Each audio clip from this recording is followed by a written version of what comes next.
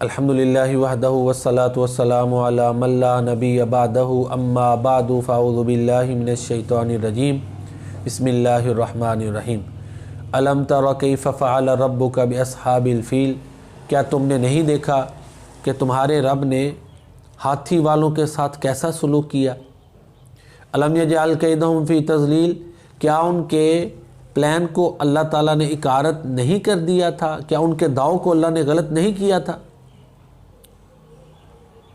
وارسل علیہم طیرا ابابیل، اور اللہ تعالیٰ نے جھنڈ در جھنڈ پرندے ان پر بھیجے، ترمیہم بحجارۃ من سجیل، جو ان پر پکی ہوئی مٹی کے چھوٹے چھوٹے پتھر پھینکتے تھے، فجعلہم کعصف مأکول، تو اللہ تعالیٰ نے ان کو کھائے ہوئے بھس کی طرح بنا دیا۔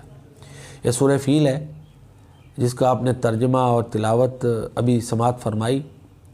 یہ جو سورۃ الفیل ہے، اس سے جو پچھلی صورت ہے سورۃ الہمزہ، اس کے ساتھ کیا تعلق ہے، اور اسی طرح اس سے جو اگلی صورت ہے سورۃ القریش، اس کے ساتھ اس کا کیا تعلق ہے، اس حوالے سے چند گزارشات آپ کے سامنے رکھوں گا۔ سورہ قریش جو ہے، اس میں اللہ تعالیٰ نے قریش پر جو انعام کیا تھا اس کا ذکر ہے۔ لإیلاف قریش ایلافہم رحلۃ الشتاء والصیف فلیعبدوا رب ھذا البیت الذی اطعمہم من جوع وآمنہم من خوف۔ وہ انعام یہ تھا، چونکہ قریش مکہ خدام بیت اللہ تھے، اللہ کے گھر کے خادمین تھے، اس کی وجہ سے عرب والے ان کا احترام کرتے تھے، ان کی عزت کرتے تھے۔ وہ کسی سفر پر، تجارتی سفر پر جاتے یا لوگ ان کے ساتھ کوئی معاملہ کرتے تو ان کی عزت ہوتی، ان کا جان مال محفوظ ہوتا۔ وجہ یہ تھی کہ وہ اللہ کے گھر کے خادم تھے، خدام تھے۔ تو یہ اللہ تعالیٰ کا انعام تھا قریش پر، اس وجہ سے کہ وہ بیت اللہ کے خدام ہیں، خادمین ہیں۔ تو اسی مناسبت سے، بیت اللہ کی مناسبت سے، سورہ الفیل میں یہ واقعہ اللہ تعالیٰ نے بیان کیا ہے کہ جب وہ ابرہہ خانہ کعبہ کو مسمار کرنے کے لیے آیا تو قریش مکہ تو کہہ چکے تھے کہ ہم تو اس کا دفاع نہیں کر سکتے، بلکہ عبد المطلب نے جب اپنے اونٹوں کا اس سے مطالبہ کیا نا کہ واپس کر دو، تو ابرہہ نے بڑی حیرت کا اظہار کیا کہ میں تمہارے اس معبد کو، تمہاری عبادت گاہ کو جو سب سے عظیم ہے، میں اس کو گرانے آیا ہوں اور تم اپنے اونٹوں کی بات کرتے ہو۔ تو پھر عبد المطلب نے کہا تھا کہ یہ جس کا گھر ہے وہ خود دفاع کر لے گا، تم میرے اونٹ مجھے دے دو۔ تو بہرحال ابرہہ نے اس وقت ایک بڑا متکبرانہ جملہ بول دیا کہ اب کوئی بھی مجھ سے اس گھر کو نہیں بچا سکتا، معاذ اللہ۔ ابرہہ نے کہا کہ اب کوئی بھی مجھے نہیں روک سکتا، میں نے اس گھر کو گرانا ہی گرانا ہے۔ یہ اس نے ایک بڑا متکبرانہ جملہ بولا تھا۔ تو بہرحال پھر اللہ نے اپنے گھر کی حفاظت فرمائی۔ تو یہ قریش پر ایک بہت بڑا انعام تھا، انہوں نے اللہ کی قدرت اپنی آنکھوں سے دیکھی۔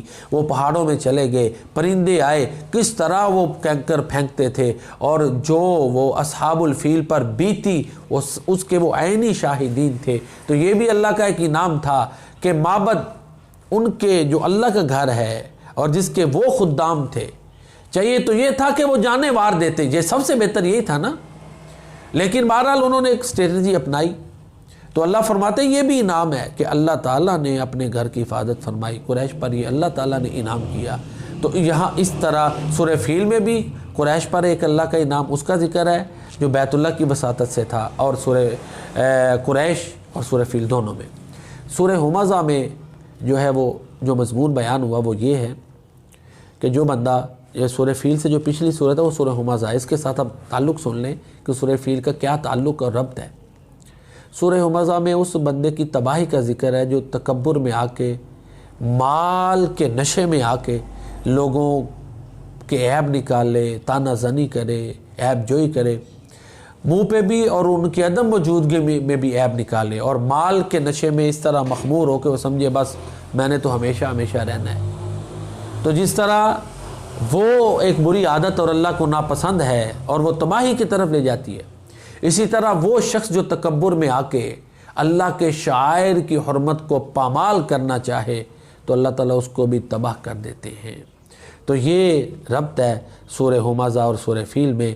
تو یہ گزارشات تھیں سورہ فیل کے حوالے سے، اس تناظر میں کہ سورۃ الفیل کا سورۃ القریش اور سورۃ الہمزہ جن کے مابین سورہ فیل واقع ہے، ان دو صورتوں کے مابین سورہ فیل واقع ہے، تو ان سے بڑا گہرا ربط ہے۔